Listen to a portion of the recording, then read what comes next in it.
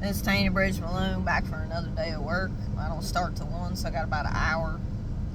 Anyway, figured I'd shoot a video. Thanks for all the new subscribers. If you like my channel, like, comment, share, subscribe. Put a thumbs up in the video, comment down in the comment section. No negative comments. I don't need all that. Anyway, I'm going to show y'all what I caught from the Dollar Tree to snack on throughout the day till I get home to fix me something to eat. Don't have a lot of money, so especially Ben's only had a $1,500 paycheck, but I got me this. This was $1.50. It is 25 fluid ounces. It is crayon watermelon.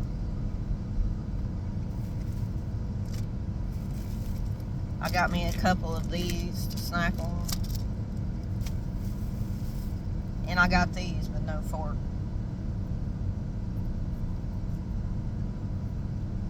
Obviously, they're not the greatest thing to eat, but they're gluten-free. I think they was $1.50, and I don't know how many's in the thing. But anyway, that's what I got to eat on today. Yeah, a lot of things are going on in behind the scenes I need prayed for. My son needs prayed for, so prayed for him. Hope he finds him a job here shortly. But anyway, I just came to speak and see how y'all doing. Checking in with y'all, see how y'all doing. Let me know down in the comment section below how y'all doing. What avenue are you pursuing? Are you pursuing painting? Are you pursuing trying to start your own clothing logo and brand? Are you trying to write a book? Are you going to be a public speaker? Are you trying to start a YouTube platform or any kind of social media platform, regardless of what it is? Whether it's YouTube, Instagram, TikTok, Facebook, whatever. Hey, what are y'all doing? Let me know down in the comment section below. Are you searching to be an entrepreneur?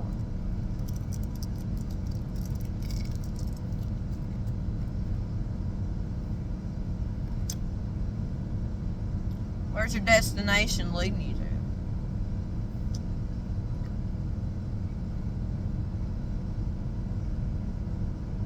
Only God knows.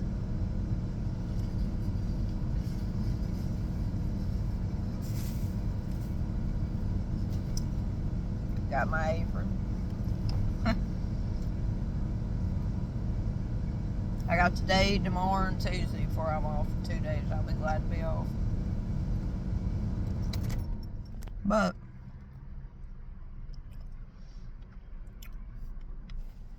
I hope y'all know that God loves you. Wake up, thank you, Lord, for giving me another day to live. If you're able to walk and you're able to stand up straight and walk. If you're able to see, you're able to hear. If you're dealing with any manipulation within your family.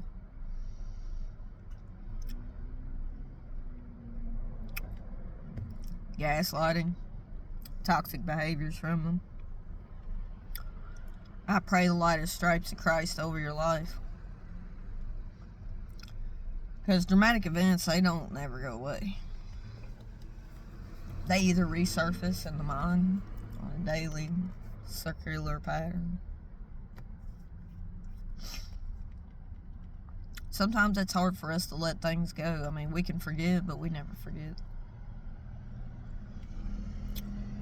And when you're dealing with toxic family members, it's not easy. You know, my posture was never the greatest growing up.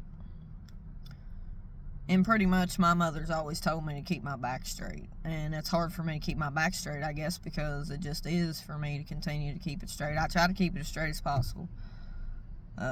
You know, and she tries to tell me that's the reason why my back hurts like it does now. But that's not the only reason.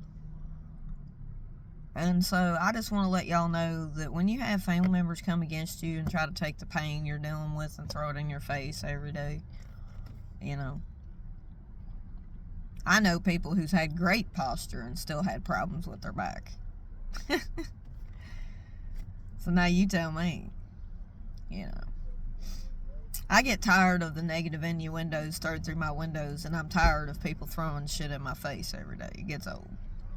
Because it doesn't change the fact that I've had lower back issues. You know, it doesn't change the fact. Me working in these factories, standing on hard concrete for 40, you know, for how many years? I've been working since I was 18.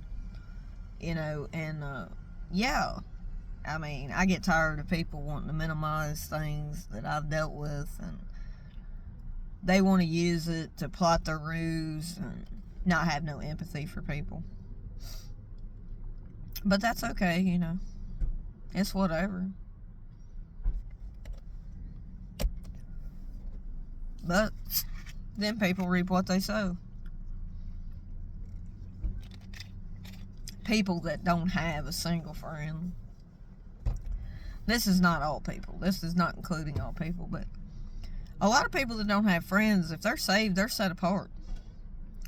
They don't have a lot of friends. I don't have people calling me asking me how I'm doing. I might have one friend from my church who every once in a while asks me how I'm doing, and that's it. I don't have people calling me asking me how I'm doing, but yet I'm always the one worrying about how somebody's doing, calling and asking how you doing, you know, how's your day going?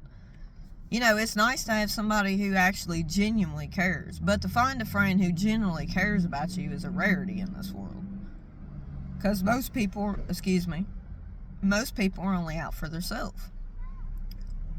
You know, a lot of times people are not out for you. They're out for themselves, what they can get out of you. Some people will come into your life just to see how much they can get by with, to see how much they can use you for money, to see how much they can get off of you, and then when times get low and you run out of money, they ain't nowhere to be found. There's probably people in this world that have tried to help people money-wise, and then when they need help, it's just nowhere to be found. They will not do the same for you. Their heart posture is not the same. I've seen people give their last dime to help a poor person, but somebody who had plenty didn't help them at all. All they do is judge them. That ain't of Christ. You sitting here pretending to be a Christian, and you sitting here, you don't help the poor, you don't try to help the poor. Even if you didn't have no money, you couldn't go home and give them a blanket or a jacket or a shirt or something to eat out of your house, whatever it may be. You know. But there's a lot of people, they don't seek to do that. They don't seek to understand. They seek to rebuttal. That feeling you feel so often, that feeling subtle, many people don't want to see the light of day. Many people want to sit and throw innuendos through other people's windows, but they've never suffered a hardship.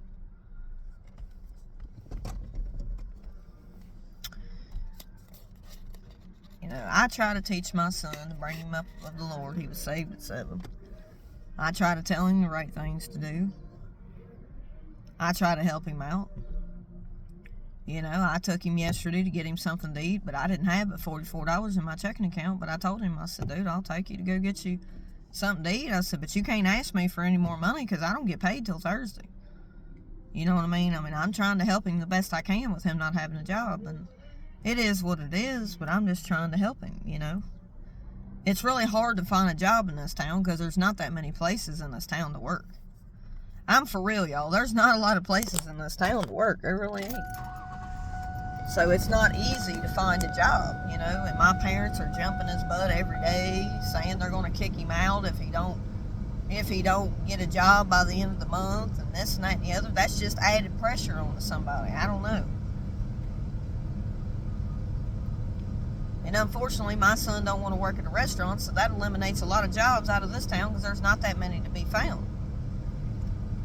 But he deals with ADHD. He don't have any he don't have no health insurance. He could probably get a medical card right now, since he's not working. But if you work, it's hard to get a medical card because you can only make $1,250 a month for one person, and that's gross pay, not net pay. You know, that's what you make before taxes are took out, which ain't really fair because that's not really what you're getting. You know.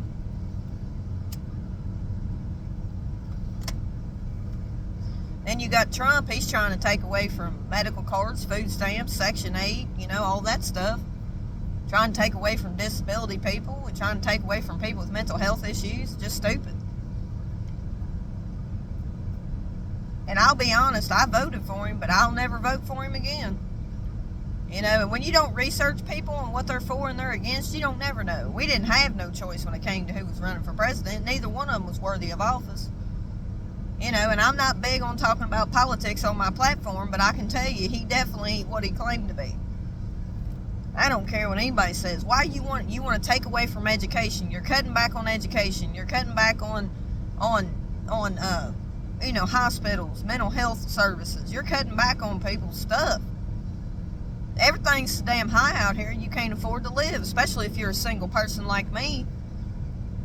I mean, I'm living with my parents not because I want to, because I don't have a choice. I don't make enough money to live on my own.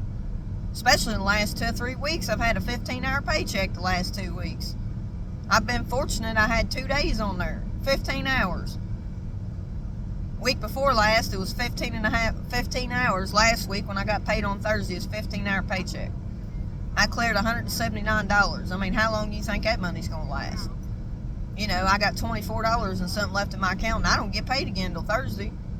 I know, I buy clothes and spend a little bit of money, but I try to find deals. What I'm saying, though, is everything's so damn high, people can't afford to live. Especially when you're by yourself. You don't have nobody else to depend on. Yeah, my parents provide a roof over my head. It's embarrassing the fact that I have to live there, really, because I don't want to live there. I deal with toxicity and everything else, you know. And it's not that I don't love my parents, but I don't agree with everything they say and do. But what can I do, you know?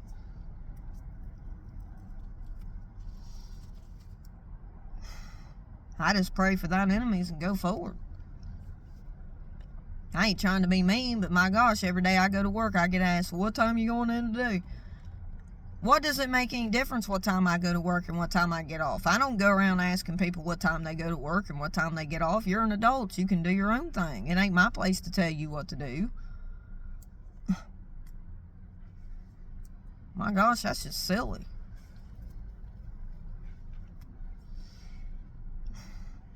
If you go down the road, where are you going? It's none of your business. I'm 42 years old. I don't need somebody all up in my business when I'm 42 years old. I'm perfectly capable of getting myself to work and getting home every day. I don't need nobody bitching at me. And it seems like that's all I get to listen to. And then because my son don't have a job and he's living there, they're all upset because he don't have a job. Well, he can't force somebody to hire him.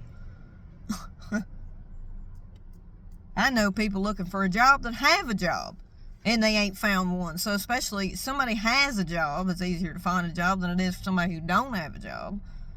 And I got to sit and listen to somebody send me 50 text messages on my damn phone. Of course, that's a little bit exaggerating. With send me 12, 13, 15 different text messages complaining to me over something I have no control over. I can't control whether my son has a job or not.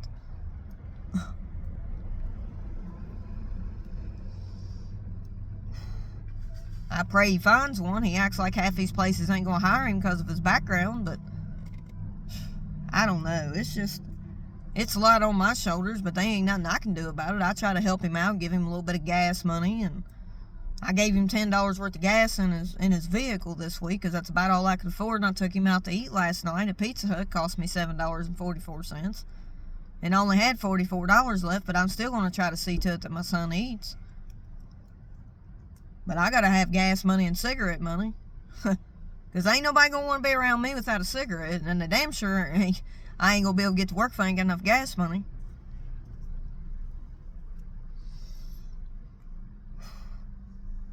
And she griped at me one day, and I woke up, and just because I didn't speak to somebody as soon as I got up out of bed, I got somebody jumping down my throat. Then I left my daggone phone on top of my car, so that cost me $225. Yes, it was in her name. That's something they chose to do. I never asked them to. But my thing is, had she not jumped my case over nothing as soon as I got up out of bed, then I probably wouldn't have left my phone on top of my truck. It kind of aggravated me. I was trying to get away from the house to avoid an argument. I don't like drama. People never want to admit the stuff that they do to you or ever give you an apology, so don't ever expect somebody to apologize to you because they don't have the same heart posture as you. Don't ever expect an apology from somebody if they do not have the same heart posture as you. That's fighting a losing battle because there ain't no point in even worrying about it because that battle was never for you to have. Padaye. It was never for you to have, because some people will never admit to the flaws. Because when you bring up stuff that resurfaces in your mind, they would never want to hear of it because they never gave you an apology. But we still have to forgive people and move forward, regardless of what they do. Because at the end of the day, forgiveness is for us, it's not for them. But some people never want to go to therapy. Some people would never go to therapy because they know that they have to face the things which they have done against people. They have to face the trials and tribulations. They have to learn to take accountability. They're not ready to do that. They will never take accountability. They hold you in contempt. They hold you in contempt for the things they done to you. They're mad at you because you reacted, but they will never speak about what they did to cause you to react. They will never accept responsibility or take accountability for the things that they do to you. All they want to do is throw stuff up in your face your whole life, and never want to take accountability for how they treated you as you were growing up. Many people in their households their parents are not taking accountability. They are not apologizing to their children for how they raised them. They are not doing it. And the older adult carries this into their own life and deals with all the scrutiny of the bullshit that they put them through. But they will never admit to any fault that they did. They will play the role as if they never done anything. It's like they're on a TV screen playing a role in a play that is not the person they are. The role they're playing in the movies and in the plays is not the realistic role of their life behind closed doors. They are sitting here living their life as if they are this person that they portray to be. But behind closed doors, they are not that person. How they treat their family members says a lot about them. People say we should respect our parents. Well, they should respect us. They should accept us for who we are instead of rejecting us because we're not them. Many parents will try to live in the shadow of you. Many family members, whether it be friends, inner circle, co-workers, are trying to live in the shadow of you. They are trying to be like you because they are jealous and envious of you. You are set apart. You were picked and chosen by the almighty, powerful Jesus Christ, the Almighty God. You are set apart and they see a light in you, so they fight with you. Just remember that. It's hard to accept accountability sometimes in life because we live in a fleshly body. I'm not going to say it's easy, but you have to learn to accept correction. And if the one cannot accept correction from the Lord, then you cannot be corrected in anything in your life if you will not accept correction from the Lord. Everything your parents tell you is not what you should do. If it does not align with the Bible, it is not what you should do. They will tell you that you will never amount to nothing. They will tell you that you're going to remain homeless. They're going to wish so many things over your life. Everything they speak out their mouth is nothing but negativity. They never try to show any positivity or understanding or empathetic understanding of one's hardship. I'm telling you, there are many people who do not want to take accountability for the things they do to their children. And I am telling you because I know. If anybody knows, I know. And I have not been a perfect parent, nor have I ever said that I was. But I'm just saying. It's time that we take accountability. We cannot go back in the past and make amends with it. We cannot go back and change anything. The only thing we can change is in the future. We live in the present time and God will guide us what we are to do. We cannot change anything in the past.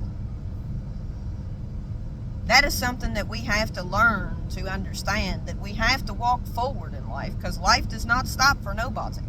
It keeps moving as fast and faster than the hourglass. We cannot sit here and think we can go back in the past. But when you were brought up, were you brought up to be loved, or were you pushed and shoved? It ain't all about the money, what your parents provide you money-wise. It's what they provide you understanding and seek to understand you and can speak a healthy conversation with you without yelling, screaming, hollering, and cussing at you. Over something, if you may have pain that you cannot help and they are they are sitting there acting like just because you're in pain, they don't care. They blame you for it. They don't care what you're going through. All they care about is their self and their bullshit. And when it comes down to it, that is exactly the truth, because a lot of times people are not taking accountability for what they do to their children growing up. And then the kids take it on into adulthood, never getting an apology, and they have to seek to forgive what came against them. But maybe they were never for you to begin with. Just because you help somebody out with money doesn't mean that Monty can buy love. What really needs to be shown is understanding, having healthy conversations with your children about what you expect and what you don't. And being healthy about understanding that what somebody does, as long as it's not illegal or stealing or thieving or cheating or doing anything bad, that there's nothing wrong with being artistic.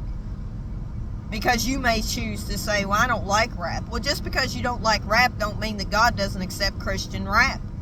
Parents should be more understanding. Even if they don't like it, they should not speak against it, because it is of the Lord.